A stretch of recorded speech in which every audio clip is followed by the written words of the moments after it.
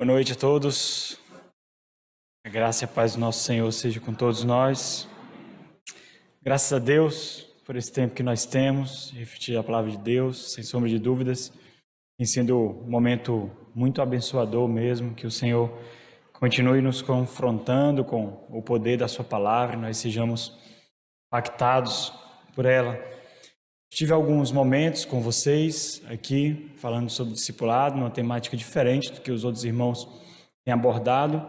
Minha temática foi mais conceitual e nesse momento a gente vai refletir sobre um texto específico da palavra de Deus, diferente dos outros momentos que eu estive aqui, e nós vamos ter uma temática, uma dinâmica diferente, disposição mesmo da palavra de Deus, sobre o tema a urgência e a responsabilidade do discipulado, a urgência e a responsabilidade da evangelização. Se nós colocarmos de outra forma, a vitalidade do discipulado e da evangelização, porque a falta dela faz com que muitos morram, muitos pereçam, muitos caminhem para o inferno.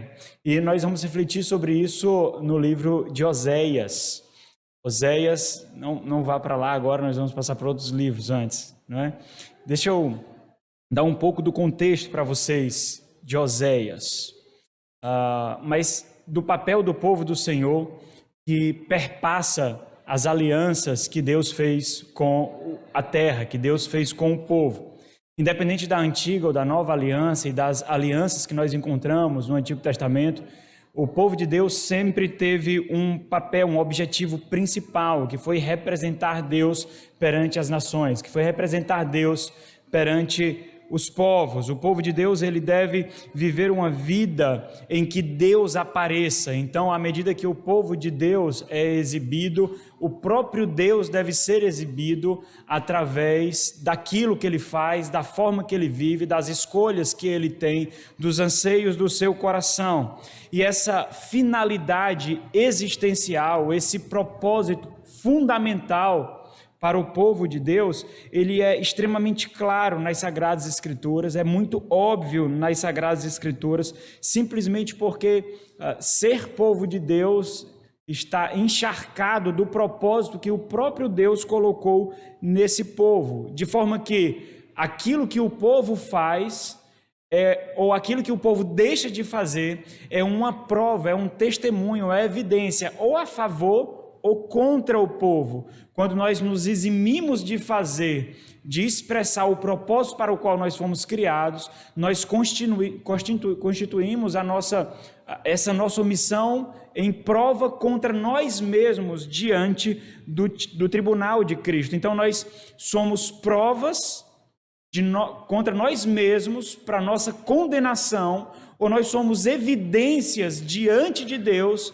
de nós mesmos, para a nossa salvação, para a nossa santificação, para testemunhar de que o Senhor Jesus, aquele que nos justifica, aquele que coloca sobre nós, imputa sobre nós a sua justiça, tem parte conosco e nós temos parte com Ele. Nós encontramos isso de forma muito extensa nas Sagradas Escrituras. Nós encontramos, por exemplo, um livro completo, encharcado de meios através dos quais nós deveríamos viver para exibir a Deus. O livro de Levítico tem essa finalidade: santos sereis, porque eu, o Senhor, sou santo. E os outros povos conheceriam a Deus vendo a forma do povo de Deus viver. Portanto, o povo de Deus é a vitrine de Deus. É vendo a forma como o povo de Deus se relaciona no lar, se relaciona no seu entretenimento, se relaciona nas suas festividades, se relaciona sobre a mesa, ao redor da mesa, se alimentando. É vendo isso que os outros povos conheceriam a Deus. O livro de Deuteronômio também tem a mesma temática. Quando o Senhor se reúne, como o Senhor Jesus se reúne com aquelas novas criaturas, não é? No Sermão do Monte, o Senhor Jesus ensina a um novo tipo de gente o que eles são. O Senhor chama alguns para caminharem com Ele e o Senhor faz deles os seus discípulos. Atrás desses vem uma multidão, vem multidões seguindo. Em determinados momentos o Senhor não se preocupa com a multidão, se preocupa com esse povo específico, esse povo identificável, esse povo que Ele chamou. E ali no Sermão da Montanha o Senhor Jesus se assenta diante desses discípulos, dessas novas criaturas, desses que são marcados pela eternidade, que essa marca é chamada de arrependimento. Essa é a pregação de João Batista, essa é a pregação da chegada do reino, de mostrar que o reino está inundando o reino parasitário, esse reino caído, e o Senhor Jesus passa a ensinar a eles o que eles são. E ali nós vemos o perfil da nova criatura nas bem-aventuranças. Não é o que eles devem ser, mas o que eles são. E por serem isso, eles precisam evidenciar abundantemente o que eles são. E depois ele mostra, depois de expor as bem-aventuranças, no versículo 14, no versículo 15 e diante, ele mostra então como essas bem-aventuranças são particularizadas na relação com o próximo e depois na relação com Deus. Como isso afeta a nossa relação com o próximo e como isso afeta a nossa relação com Deus. E ele particulariza essas bem-aventuranças. E vivendo dessa forma, o povo exibiria o próprio Deus e o próprio Senhor Jesus Cristo. Quando nós enxergamos essa dinâmica entre a antiga e a nova aliança, nós observamos um contraste, e esse contraste ele estabelece uma diferença substancial entre os povos, entre as alianças, mas mesmo assim, uma verdade prevalece: nós exibimos a Deus. Para nós que estamos em Cristo Jesus, ou somos posteriores à vinda de Cristo Jesus, nós nos encontramos sobre maior luz, nós nos encontramos em uma visão extremamente privilegiada, mas essa posição privilegiada também coloca sobre nós uma responsabilidade imensa. Se nós observarmos a antiga aliança e a dinâmica que ela estabelece, nós observamos que existem muitas condicionais ali. Nós precisamos fazer para sermos. Existem muitas condicionais que precisam ser observadas. Então, para fazer parte de um povo, nós precisamos fazer algo. Para sermos reconhecidos como povo, nós precisamos fazer algo. Então, nós precisamos fazer para que nós possamos experimentar a vida. Isso é reconhecido também como pacto levítico, lá em Levítico capítulo 18. Na nova aliança, nós experimentamos uma perspectiva completamente diferente. Nós não precisamos fazer para ser, nós precisamos ser para fazer. Por sermos quem nós somos, então nós fazemos. Isso significa que não fazer pode constituir uma evidência de que nós não somos. Então nós fomos feitos novas criaturas e nós ansiamos por fazer novas criaturas. Nós fomos feitos discípulos e nós ansiamos para que outras pessoas adorem o Senhor Jesus Cristo, adorem o Rei dos Reis, se dobrem diante dele. Dessa forma, o nosso relacionamento pactual com Deus será testificado ou não pela forma como nós conduzimos a nossa vida, pela forma como nós vivemos a nossa vida, pelas escolhas que fazemos. De alguma forma nós exibimos a Deus. Nós podemos exibir um Deus utilitarista, nós podemos exibir uma fé pragmática, nós podemos exibir um Deus fraco, nós podemos exibir um Deus que não requer nada de nós, nós podemos exibir um Deus que não exige nada de nós, mas de alguma forma nós exibimos a Deus. Nós podemos usar todos os recursos, toda a nossa eloquência, toda a nossa oratória para desculpar a nossa deficiência. Você pode usar todos os recursos para desculpar a falha, a fragilidade, a fraqueza, a deficiência do seu lar, da sua fé. Mas entenda, você pode me convencer, você pode convencer o seu pastor, você pode convencer a sua igreja, você pode convencer os seus amigos, mas é fato, algo é exigido de você. E a sua eloquência não é suficiente para convencer a Deus. Você não pode moldar as Sagradas Escrituras segundo o seu bel prazer. Você não pode moldar os imperativos de Deus conforme o seu bel prazer. Não adianta. Você conduzirá, como o pastor Janes colocou, os seus filhos para o inferno e eles irão sorridentes. Você conduzirá o seu cônjuge ao inferno e ele irá sorridente. Você deixará de ser um instrumento de redenção para o seu colega no trabalho, na universidade, na escola, para o seu vizinho, e eles irão sorridentes. E isso tudo só exibirá a sua grande omissão e a sua apatia, e isso será um testemunho contra você diante do tribunal do Senhor, onde você mostrará as suas mãos e nenhuma prova será exibida de que você o amou realmente. Quantos discípulos você fez? Quantas almas você pescou? Quantos frutos você deu? Como você chegará diante daqueles que tiveram as cabeças decapitadas, os braços amputados, aqueles que tiveram seu sangue vertido, aqueles que foram mortos para o testemunho do Evangelho, para a manutenção, para a escrita das Sagradas Escrituras? Como você chegará? Nós estamos falando de história, nós estamos falando de fato. Talvez quando nós pensemos nisso, nós consideramos que isso seja um faz de conta, isso seja uma história antiga, antiquada. Nós estamos falando dos santos que vieram antes de nós, sobre os quais nós estamos. Nós estaremos com eles diante do Senhor. Nós podemos mostrar tudo. E não será suficiente se o nosso coração não estiver encharcado do Senhor. Então, diante disso, o que é descrito no contexto da antiga aliança serve de mecanismo para nossa reflexão. Quando nós vamos ao texto de Oséias, e agora sim abra Oséias. Oséias, no capítulo 4, nós vemos que a omissão do povo em fazer aquilo que era requerido dele serviu de testemunho de condenação contra o próprio povo. Então, seja na antiga ou na nova aliança, a proclamação é uma exigência, ao mesmo tempo que é uma evidência. Sempre é imperativo para o povo de Deus fazer discípulos, seja na nova aliança, seja na antiga aliança. Então, se você conhece o contexto de Oséias, você sabe o que significa essas palavras. Se você não conhece, eu vou lembrar a você. O povo de Israel, o povo do Senhor, está prestes a experimentar o cativeiro.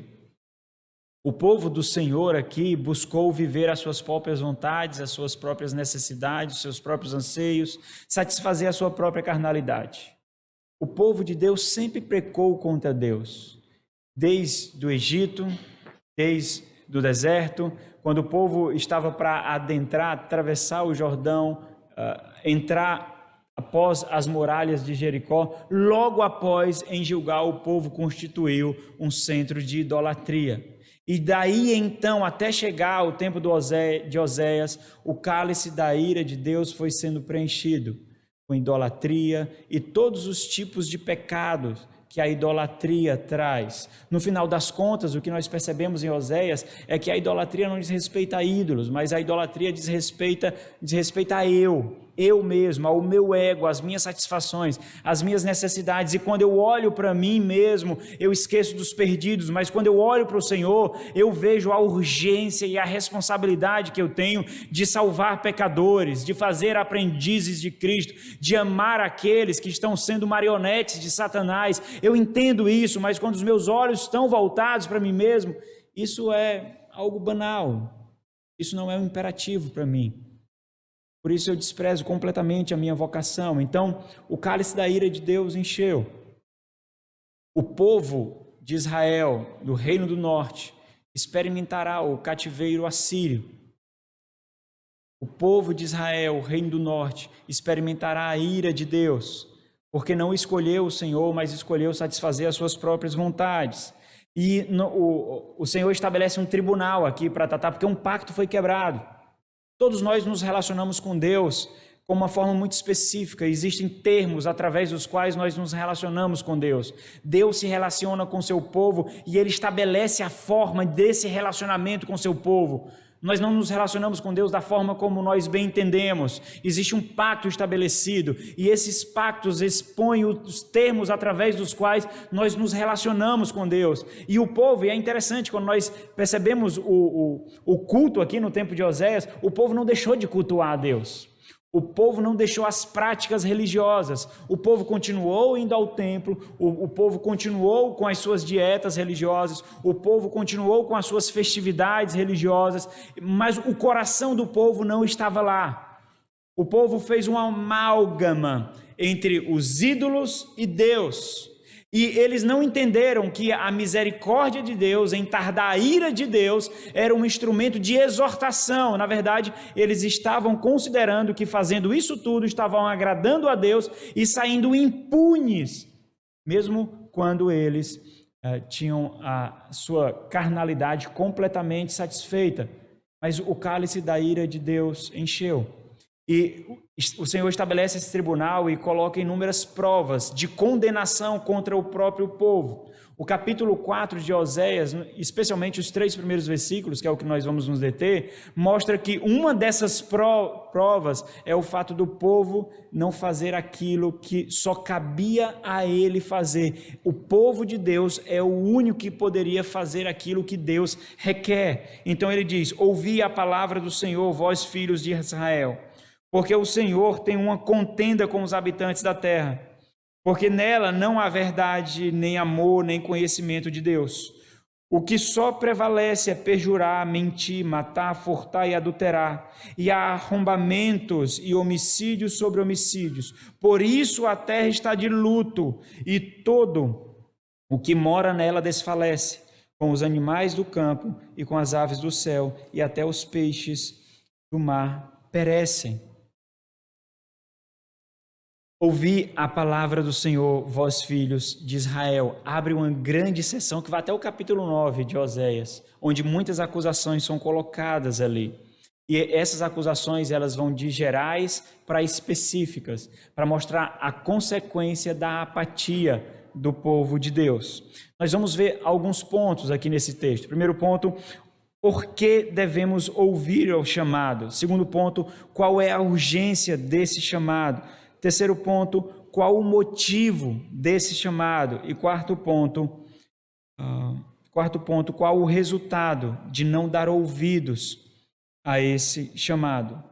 Nós vamos observar os textos aqui, o texto, e fazer algumas aplicações à medida que nós vemos.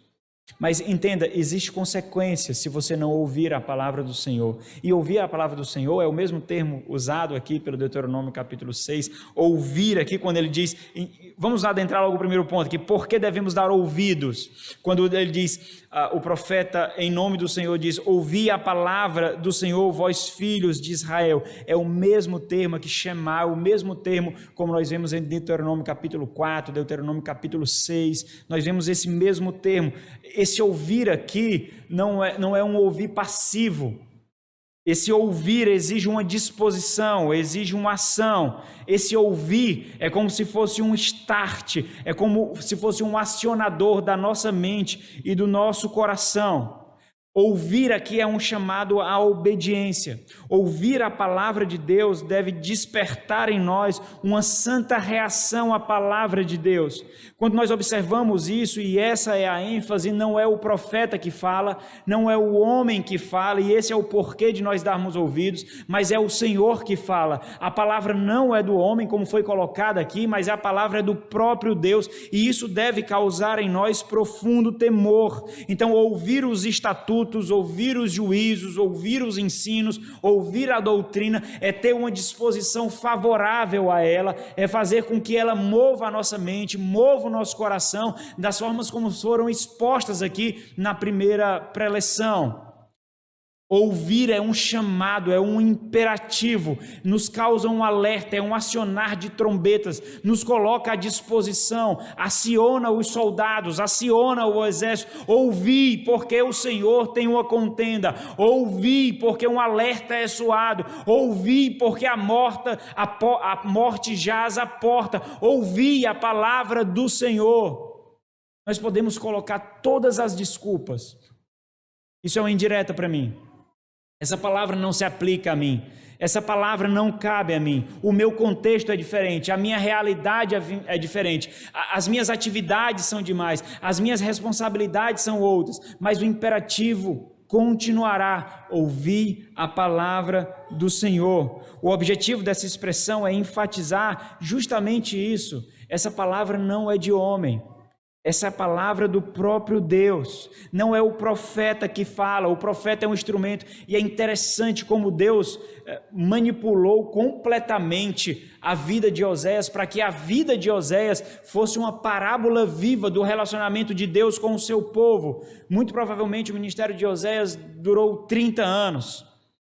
A mulher de Oséias foi uma exortação para o próprio povo. Os 3 filhos que Deus deu a Oséias, que Oséias teve, era uma testemunha viva, de forma que cada vez que os nomes dos filhos eram pronunciados, uma exortação era proferida para o povo. A vida de Oséias foi completamente moldada para expressar o que foi o relacionamento adúltero do povo para com Deus, do que foi a infidelidade, de tal forma que Deus fez Oséias sentir o que é infidelidade, sentir o que é humilhação, sentir o que é zombaria, sentir o que é desprezado, sentir o que é falar e o povo não ouvir. Por isso, apaixonadamente, Oséias grita a plenos pulmões. E o Senhor usa inúmeras figuras de linguagem, quase que construindo uma imagem diante da sua audiência, para que eles percebessem que eles estavam sendo colocados como indesculpáveis, por causa especificamente aqui da omissão do povo diante do Senhor, diante das nações. E em inúmeros momentos Oséias faz uso do Pentateuco, para mostrar que eles sabiam o que era requerido dele. E esse é justamente o ponto. Ouvi o que, Oséias? Ouvi o que, pastor? Mas que palavras são essas? E é muito importante a gente entender que essa palavra é uma palavra específica. Essa palavra não é uma palavra qualquer.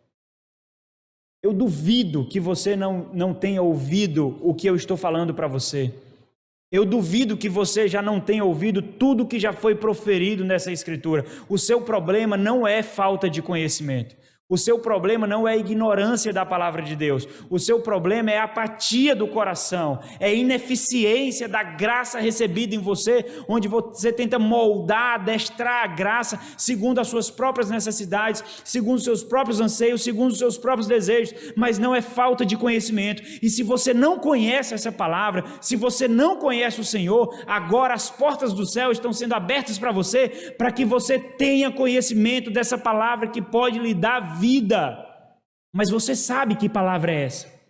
Você conhece os imperativos da palavra, você conhece as ordens, você conhece os meios através dos quais você chega ao Senhor Jesus Cristo. Se você é crente, essa palavra deve doer aos seus ouvidos, deve fazer tremer o seu coração, deve quebrar suas pernas, porque você conhece, mas mesmo assim você se mantém apático a essa palavra. Mortos estão caindo ao seu lado, pessoas estão caminhando para o inferno, Satanás tem manipulado pessoas ao seu redor e você permanece apático. A sua família muito provavelmente está indo para o inferno, os seus filhos estão indo para o inferno, mas você permanece apático diante dessa palavra.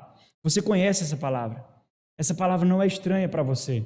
Quantas vezes você leu as Sagradas Escrituras? Quantas vezes você leu a Bíblia? Quantos livros de teologia você leu? Quantos vídeos de pregações você assistiu esse mês? Você conhece essa palavra. E essa palavra tem a finalidade de fazer tremer o coração e a obviedade de que a sua condenação é certa e de que o testemunho contra você é certeiro, porque você não expõe nenhuma evidência de novo nascimento. Se nós formos aqui especificamente para O Antigo Testamento, no tempo de Oséias, em que o povo dizia abertamente, gritava a plenos pulmões: nós temos pacto contigo, Senhor, nós somos o teu povo, Senhor, nós somos pactuados com o Senhor. Mas toda a vida do povo testificava contra o próprio povo. Ou você acha que adianta você vir ao culto e deixar o seu coração no trabalho? Ou você acha que adianta você cantar louvores ao Senhor e pensar na pornografia que você consumiu? Pensar no adultério que você comete, pensar na corrupção do seu trabalho, na corrupção da sua escola, na defraudação que você faz. Ou você acha que isso é suficiente? Nós estamos falando de Deus, irmãos. É Deus. Não é homem, não é animal, não é Estado. É Deus nós estamos falando. Você conhece essa palavra. E se você, ao ouvir essas palavras, não sente o seu coração tremer, não sente a sua boca secar, chegou a hora de você lutar com Deus, quebrar os seus joelhos, se prostrar diante do Senhor e suplicar, porque essa palavra já não lhe causa temor, essa palavra não faz tremer os seus pés, essa palavra não causa angústia em você, porque o pecado ainda é atrativo em você e você não entende como você sente tanto prazer pelo pecado e não arrependimento. Você não entende porque você tem tanto deleite em viver a vida para si mesmo, em detrimento dos perdidos que estão ao seu redor, e você não percebe a urgência de entender que você precisa salvar pecadores. Você não percebe, você vê pessoas se dedicando ao ministério, você vê pessoas se dedicando à obra, você vê pessoas se dedicando a missões, mas você não entende porque isso também não acontece com você. E então, como jargões espiritualistas, vocês muitas vezes dizem: nós somos todos iguais, pastor. Quando alguém chega na minha igreja assim: pastor, nós somos iguais. Não somos, não. Nós não somos iguais, não, meu irmão. Nós não somos iguais, nós somos muito diferentes. Muito, mas nós somos todos iguais diante de Deus. É óbvio que nós somos iguais. Mas assim como existe homem e mulher, nós também temos as nossas diferenças. Nós temos muitos discursos espiritualistas para defender o nosso pecado e a nossa apatia. Quando Oséias chama o povo para ouvir uma palavra, essa é uma palavra específica. Essa é uma palavra ligada ao pacto, que era muito conhecida do povo de Deus, porque era o meio através do qual o povo se achegava a Deus, sobre a estrada da lei do Senhor, o único caminho através do qual o povo podia se relacionar com Deus. E eles sabiam que palavra é essa, eles conheciam que palavra é essa, porque o culto continuava sendo exercido, estabelecido. Ele sabia os meios, ele sabia os estatutos, mas isso não chegava ao seu coração, engasgava aqui e permanecia na mente. Não chegava ao coração. Por isso, nós precisamos dar ouvidos, porque a palavra é de Deus e o profeta lembra isso. As determinações que o povo conhecia muito bem. Por que nós devemos dar ouvido? Por causa da eloquência do pregador?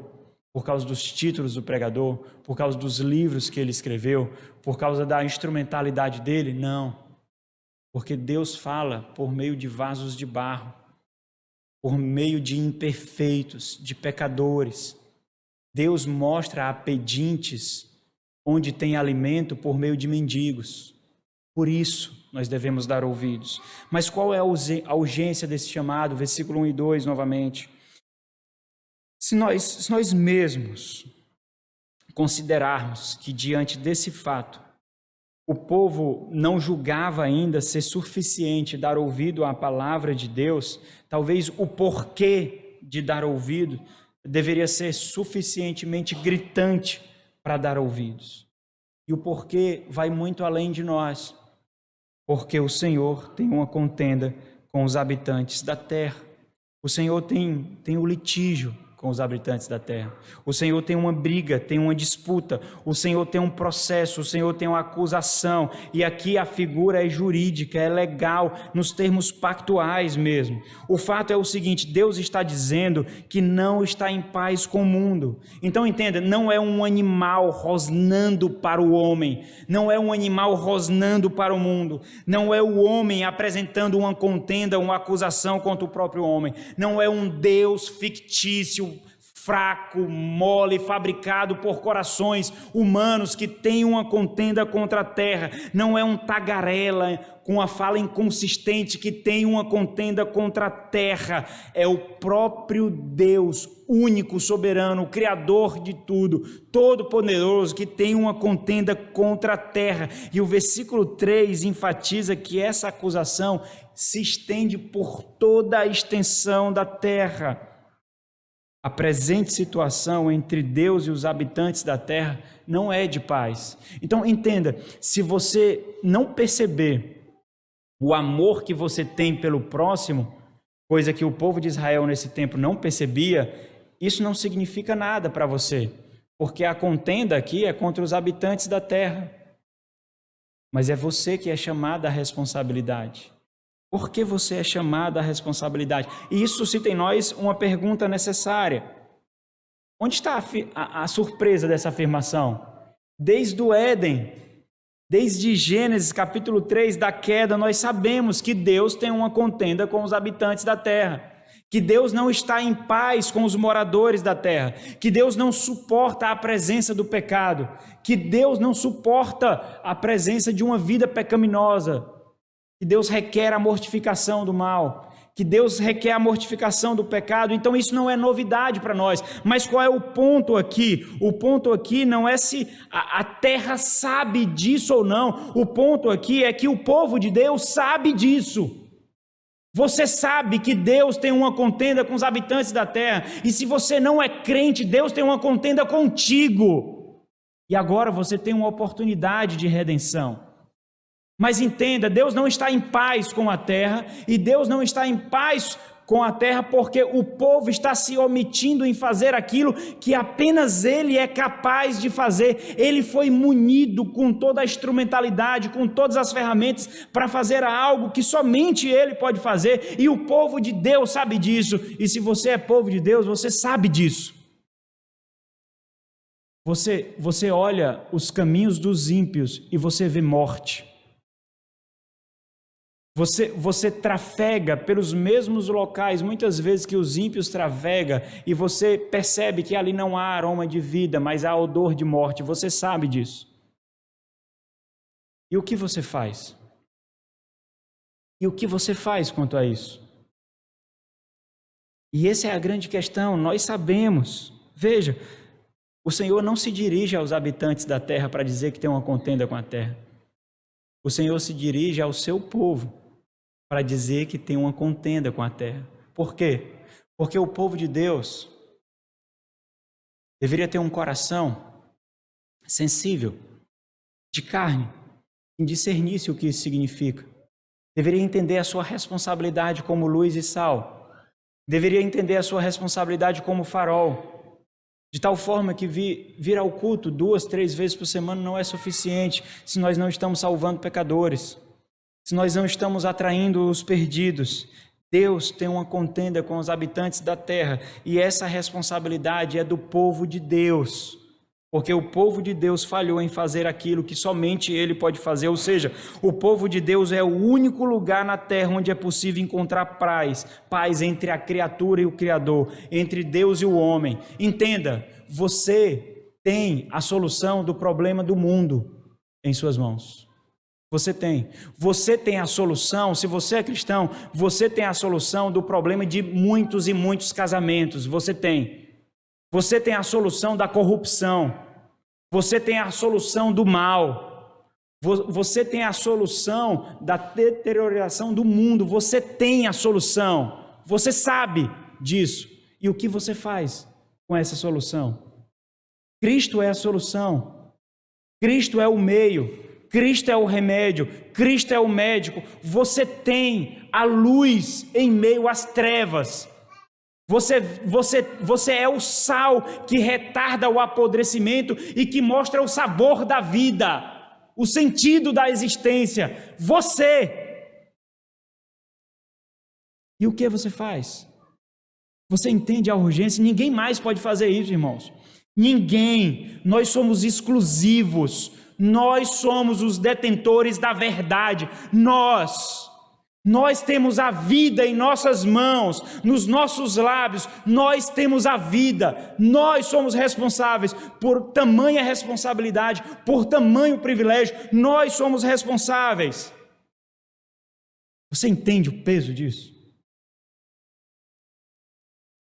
Você trafega em meio à morte e não exala vida. O que isso significa se Deus deu para você esse dom de ser instrumento de vida? Mas você simplesmente não exala. Você não exala vida. Mas o Senhor concedeu a você esse privilégio, essa graça, esse dom de exalar vida. O Senhor tem uma contenda com o seu vizinho por causa de você. O Senhor tem uma contenda com o seu colega de trabalho por causa de você. O Senhor tem uma contenda com seus filhos por causa de você, pai omisso. Por causa de você. O Senhor tem uma contenda. Nós precisamos entender o que isso significa. Nós precisamos entender o que isso representa. Então, observe que isso é o ápice do egoísmo, meus irmãos. Buscando os deleites, o conforto da satisfação carnal, o povo de Deus estava condenando não somente a si mesmo, mas o mundo inteiro. Portanto, qual é a urgência desse chamado? A terra perece por causa da omissão do povo de Deus. A nossa omissão mata. A nossa omissão leva à morte. Não foi nos dado um tesouro para enterrar. Não foi nos dado um talento para enterrar. Nós não vivemos mais para nós mesmos. Por isso que a renúncia sintetiza a evangelização e discipulado. Se nós não entendemos isso, nós corroemos a verdade. Nós corroemos a eternidade que foi entregue a nós. Nós não entendemos a responsabilidade e a graça, o privilégio. Entenda, você continuará pecando, você continuará lutando contra o pecado, mas mesmo assim, você é feito instrumento de vida. Você tem a solução dos problemas do mundo, você entende isso? Você tem a solução. Os problemas do mundo inteiro, você tem a solução. O que você faz com isso? Qual o motivo então desse chamado? Versículo 1 e 2 de novo. E aí nós vemos alguns. Primeiro, o motivo básico, o egoísmo. E o egoísmo aponta para a dureza de coração, e é óbvio, por isso que pode constituir uma evidência de que nós não somos o que nós dizemos que somos. Porque, entenda, não é possível dureza de coração na nova aliança. Porque o Senhor deu um coração de carne. Dureza de coração aponta para um coração de pedra. Então não é possível um coração duro na nova aliança. Um coração duro expõe um testemunho contra nós de que nós não somos quem nós dizemos que somos. Por isso que o egoísmo denuncia uma fé falha, um evangelho falso. E o motivo básico aqui é o egoísmo. Essas palavras, elas não precisavam ser tão duras.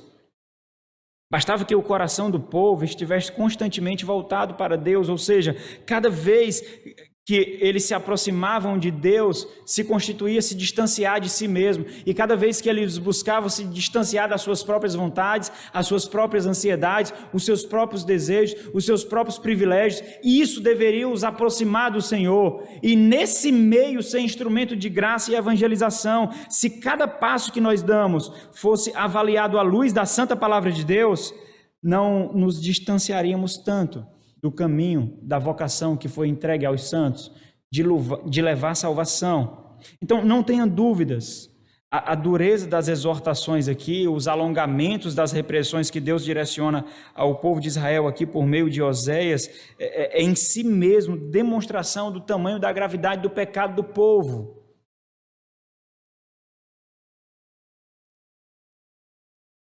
Olha o versículo 15 do capítulo 5. Versículo 15 do capítulo 5. Imagine por um instante se Deus desistisse de nós. Se Deus simplesmente desistisse de nós. Nós pecamos contra o Senhor. Eu não sei você, mas eu já cansei de pedir perdão a Deus. Às vezes eu vou ao Senhor e digo, Senhor, mais uma vez eu vou te pedir perdão, Senhor. Mais uma vez eu pequei contra ti. Mais uma vez eu falhei. E novamente eu te peço perdão. Mais uma vez eu sucumbi aos anseios do meu coração, às motivações da minha carne. Mais uma vez, Senhor. Imagine se o Senhor desistisse de nós, assim como nós desistimos do próximo. Assim como nós desistimos do perdido. Imagine se o Senhor desistisse de nós. Se Ele fosse embora, se Ele nos deixasse, o que seria de nós? E então, quando nós nos voltássemos para nós mesmos, quando nós olhássemos para nós mesmos, nós percebêssemos que nós fomos o culpado dessa desistência de Deus. Versículo 15 do capítulo 5, o Senhor diz, irei e voltarei para o meu lugar, até que se reconheçam culpados e busquem a minha face, estando eles angustiados. O pecado no meio do povo de Deus deve causar isso, angústia, por perceber que o pecado nos afasta de Deus, até estando eles angustiados, e cedo me buscarão. Imagine por um instante, se nós fôssemos abandonados por Deus, assim como nós abandonamos aqueles que precisam tanto da instrumentalidade dos santos do Senhor. O Senhor diz, ouvi a palavra de Deus, capítulo 4, ouvi a palavra do Senhor, vós filhos de Israel, porque o Senhor tem uma contenda com os habitantes da terra. O ponto é, por que o Senhor tem uma contenda com os habitantes da terra? Por qual motivo? Porque o povo não foi aquilo que somente ele poderia ser. Por isso o Senhor chama a atenção, porque os habitantes da terra não têm aquilo que somente o povo de Deus pode dar. E aí vamos adentrar logo ao ponto aqui, antes que o tempo termine. O Senhor expõe pecados gerais, que é uma evidência da ausência da ação do povo de Deus no mundo. A omissão do povo de Deus gera morte. Entenda, a omissão do povo de Deus gera morte. Então o Senhor aponta às nações, o Senhor chama o povo dele e o Senhor expõe o mundo como testemunha de omissão e da apatia do próprio povo de Deus. E ele diz, e ele esboça algumas evidências aqui, pelo menos três virtudes divinas, 3 atributos de Deus que estavam ausentes no mundo por causa da omissão do povo de Deus. A primeira ausência, a verdade, versículo 1, né? Porque nela, na terra, não há verdade.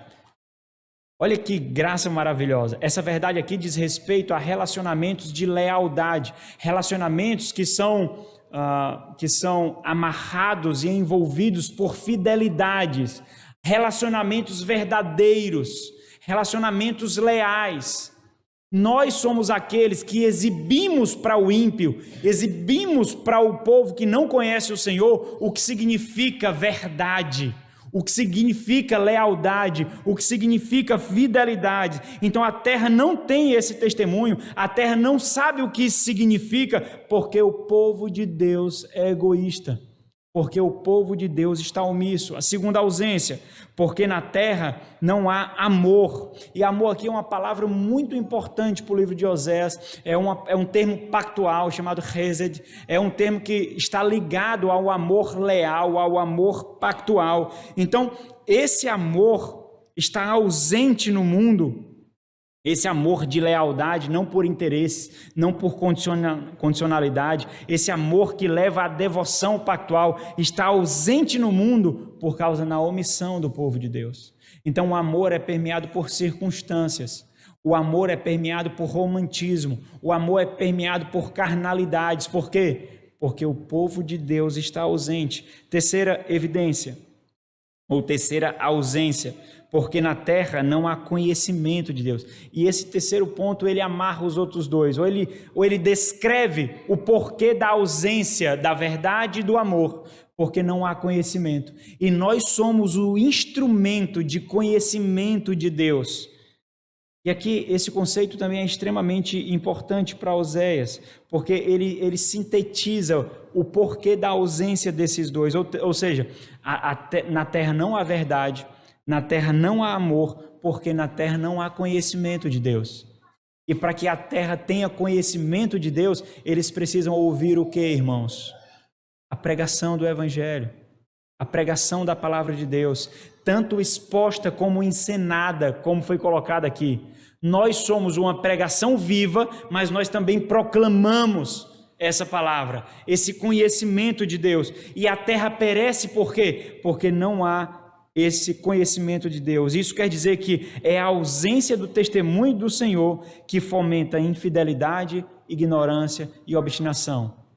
Esse mundo caminha cada vez mais para a corrupção, mas talvez, se você pode considerar que alguma parcela disso diz respeito à omissão nossa em cumprir a nossa responsabilidade como sal e luz, como testemunho de proclamação. Portanto, a importância dessa expressão em Oséias aqui, conhecimento de Deus, se dá pelo fato de destacar não conhecimento de frutos simplesmente nascidos de aprendizado cognitivo, mas de relação de vida com Deus. Então entenda aqui algumas perguntas para nós fazermos e respondermos. Por que a terra está sendo colocada no banco dos réus? Por causa da ausência da verdade, do amor leal de Deus. Por que essa ausência? Por falta de conhecimento que gera intimidade leal com Deus. Por que a ausência desse tipo de conhecimento salvífico que leva a lealdade e intimidade com Deus? Porque o povo de Deus é omisso e egoísta. Estou me referindo aqui ao contexto de Oséias, mas isso representa grande parte da nossa realidade hoje. O paralelo é o mesmo da nova aliança em Cristo Jesus, irmãos. O mesmo. O povo continua perecendo porque lhe falta conhecimento. O povo continua caminhando para a perdição porque lhe falta conhecimento. Então ele diz: ouvi a palavra do Senhor, vós filhos de Israel, porque o Senhor tem uma contenda com os habitantes da terra, porque nela não há verdade, nem amor, nem conhecimento de Deus. E por que não há isso? Porque o povo de Deus está podre. O povo de Deus ama demais a si mesmo. O povo de Deus foi atolado pelo consumismo, pelo mundanismo. É isso que Oséias fala. Porque o povo não exala a verdade, porque o povo não exala amor, porque o povo não exala conhecimento. Por quê? Porque o povo está preocupado consigo mesmo. É o que ele diz no versículo 2. O que só prevalece, ao invés de testemunhar, o que só prevalece é perjurar, é mentir, é matar, é furtar, é adulterar, e há arrombamentos, e há homicídios sobre homicídios. Aqui o Senhor faz um raio-x da vida de Israel, pré-exílico. E o que ele vê não é bom. O seu povo não se parece com ele. O povo de Deus está podre. Imagine se Deus fizer agora um raio-x da sua vida, da sua família, do seu lar. O que prevalece? O que prevalece na fé do seu lar? O que prevalece na fé dessa igreja? O que prevalece na sua fé? Como isso pode ser descrito? O que o Senhor vê aqui não é bom. Olha que interessante um texto para a gente caminhar para quase fim. Oséias capítulo 6, versículo 6. E esse é um ponto de reflexão muito importante. Entenda, nós estamos falando dos olhos do Senhor aqui. Os olhos perscrutadores, os olhos que tudo veem. Não adianta. É muito importante você entender que o povo continuava com a liturgia religiosa. É muito importante você entender isso. O povo continuava sacrificando, o povo continuava com as festas religiosas, as festas litúrgicas, o povo continuava tentando fazer uma amálgama com as dietas religiosas. O povo continuava isso. Traz um paralelo para o nosso tempo e percebe que o povo canta louvores a Deus, lê as Sagradas Escrituras, assiste pregações, vai ao culto. O povo continua. Oséias capítulo 6, versículo 6. O Senhor diz: pois misericórdia quero. E essa misericórdia é o mesmo termo traduzido no capítulo 4 por amor, hesed. E isso diz respeito a um amor leal, fruto de um relacionamento pactual. E então aponta para quê? Para o coração. Então o Senhor quer justamente esse coração completamente entregue, dado a Ele, permeado, fundamentado, solidificado por lealdade pactual. E é isso que ele faz em Cristo Jesus. E se você está em Cristo Jesus, é isso que você tem que exibir ao Senhor. Por isso que ele diz: pois misericórdia quero e não sacrifício. Entenda, foi o Senhor Deus que instituiu o sistema sacrificial, mas ele mostra que isso é apenas um tipo para expressar o que deveria significar, o que estava permeando o coração. Aquele sacrifício deveria ser um sacrifício de coração, aquele sangue derramado deveria ser uma vida colocada diante do Senhor, sacrificada diante do Senhor, e não a superficialidade em si, e não o ato em si. Nós podemos cantar todos os louvores, nós podemos assistir todas as pregações, nós podemos ir para todos os congressos, mas se o nosso coração não estiver encharcado de Cristo, não devotado ao Senhor, renunciando a nós mesmos, o Senhor não se agrada, Ele vomita completamente.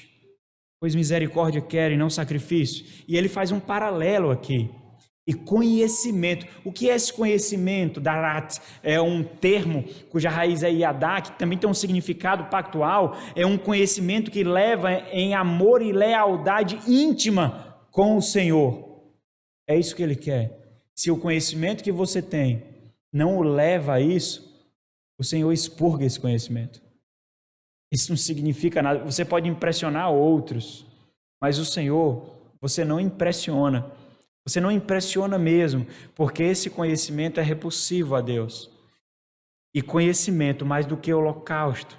E aí o Senhor trabalha nos paralelismos daquilo que Ele mesmo requereu, que foi manipulado pela carnalidade do povo, para que não mostrasse o coração, o interior, mas repousasse somente na superficialidade do ato em si. E o último ponto para a gente concluir: qual é o resultado de não dar ouvidos a esse chamado, a essa convocação?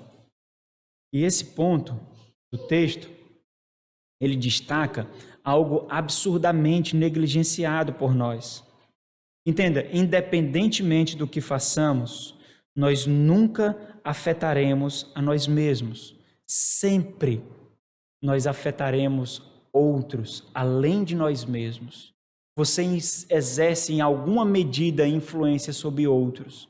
De alguma forma você influencia outros. O seu pecado também pode motivar o pecado de outros. A sua omissão pode levar à morte de outros. E esse é o grande ponto desses 3 versículos aqui. Por isso que o povo de Israel é condenado aqui, e isso é colocado como um testemunho contra o povo. A omissão desse povo fez a terra perecer. A omissão desse povo faz a terra gemer. Então, independente de como nós pensamos, você é um guia em alguma medida para algum caminho de outros. De alguma forma você influencia outros. E os seus erros, as suas deficiências, como foram colocados aqui de tantas formas que eu não sei nem mais quem foi que falou. Se foi o pastor Mário, foi o pastor Jânio, mas foram colocados de todas as formas isso aqui. Você influencia, você motiva, você condiciona, você estimula, você conduz, e os seus pecados sempre afetam a outros, além de você mesmo. Não importa o que você pense, não importa o que você age, seja por erros ou acertos, seja por ações ou omissões. E a linguagem que Deus usa aqui para acusar o povo é muito dura. Por causa dessa omissão, por causa desse egoísmo, por causa dessa apatia, é o que é sintetizado do por isso, do versículo 3. Por isso, por causa dessa desobediência do seu povo, a terra sofre. A criação morre. Então é interessante, porque se você observar, Deus personifica a criação e a coloca no banco de testemunha de acusação para acusar o povo da sua omissão e da sua negligência. E diz: a terra está de luto, a terra chora. E é você que faz isso. A terra lamenta, a terra pranteia, e nós somos os culpados. Nós somos os responsáveis. Isaías usa outra expressão, ele diz: a terra geme e desfalece, no capítulo 33. Paulo, em Romanos capítulo 8, diz que a criação geme e se porta com angústia. Então, o gemido da criação diante de Deus é uma constante denúncia contra o povo de Deus. todo o que mora nela desfalece, tudo que mora nela seca, murcha e morre. A criação chora, a criação perece de dor, e essa dor é contra nós. Tudo seca, os animais do campo, as aves do céu, os peixes do mar perecem. E a intenção de Deus aqui é mostrar a profundidade, a gravidade do que significa a rebeldia do povo. Então, o povo de Deus, ele foi vendido ao egoísmo, ele foi vendido ao comodismo, ele foi vendido ao conforto, e tudo isso é fruto do consumismo que tornou a cristandade profundamente apática. Eu busco as minhas necessidades, eu busco o meu conforto, eu busco o meu deleite, eu busco as minhas prioridades, o resto que morra. Nós não dizemos isso porque não é politicamente correto, né? Mas é isso que as nossas ações exibem, é isso que as nossas ações expressam, é isso mesmo. Então, para a gente caminhar por fim, o pregador tem costume dizer isso, né? Por fim, é só para vocês ficarem mais tranquilos, mas não é verdade, mentira do pregador. Mas a gente está caminhando por fim mesmo. Por que não há evangelização? Por que não há discipulado?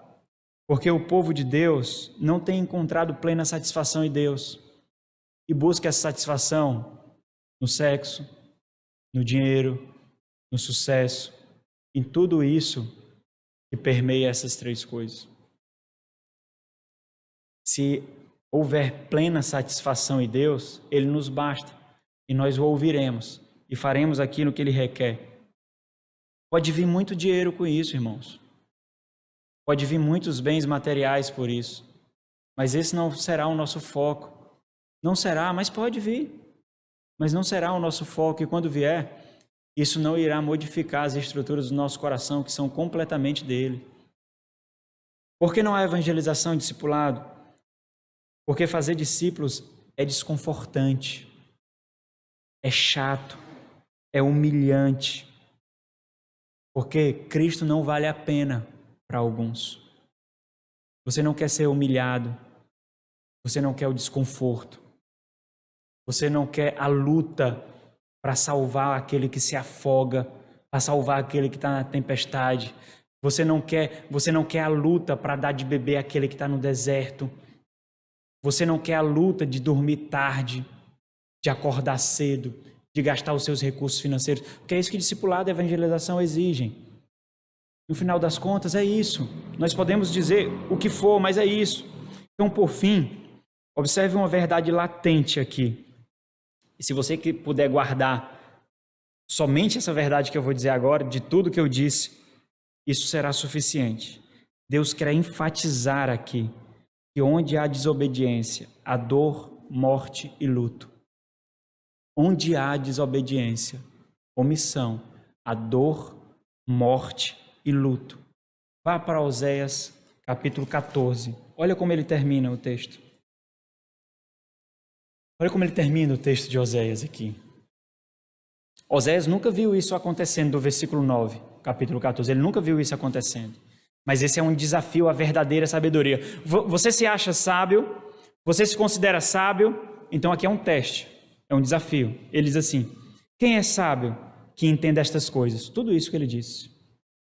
Quem é prudente que as saiba, porque os caminhos do Senhor são retos e os justos andarão neles. Olha as evidências. Olha os frutos testificando da árvore. Os justos andarão neles, mas os transgressores neles cairão. Você tem caído ou você tem andado nesses caminhos? O Senhor agora olha a tua mente e o teu coração. Ele olha a tua biografia nesse instante. O que ele vê? Qual o caminho ele enxerga os teus passos? Qual? Porque isso pode ser uma evidência de que você realmente diz quem você é, ou pode ser um testemunho, uma evidência de condenação de que as suas palavras são hipócritas e mentirosas e você não é quem diz ser. Vamos orar. Nosso Senhor e Deus, nós somos tão dependentes de Ti, ó Pai. Nós somos tão pecadores, frágeis, fracos. Nós nos lambuzamos nos nossos próprios erros, nas nossas próprias apatias. Quantas omissões são colocadas diante do Senhor, das quais nós precisamos pedir profundamente perdão, e nós não fazemos com tanta intensidade. Quantos, ó Deus, já passaram diante de nós por nossas vidas, colocados pelo Senhor, conduzidos pelo Teu Santo Espírito, para ouvir de nós as palavras de redenção, as palavras de salvação, e eles não ouviram. Mas talvez, Senhor, existam alguns aqui que o Senhor colocou, e essa omissão não é percebida hoje, porque a Tua palavra é proclamada, e as portas dos céus agora se abrem diante destes. Que o Senhor os confronte com a Tua palavra, que o Senhor perfure os seus corações e que esses se rendam aos pés de Cristo Jesus, ó Deus, para terem uma novidade de vida, para nascerem de novo, para terem uma vida completamente diferente, para que a partir de hoje, a partir de agora, Deus, eles experimentem o que é ser um cidadão do céu em missão nessa presente terra. Faz isso, pois só Tu, ó Deus, pode fazer. Em nome de Jesus. Amém.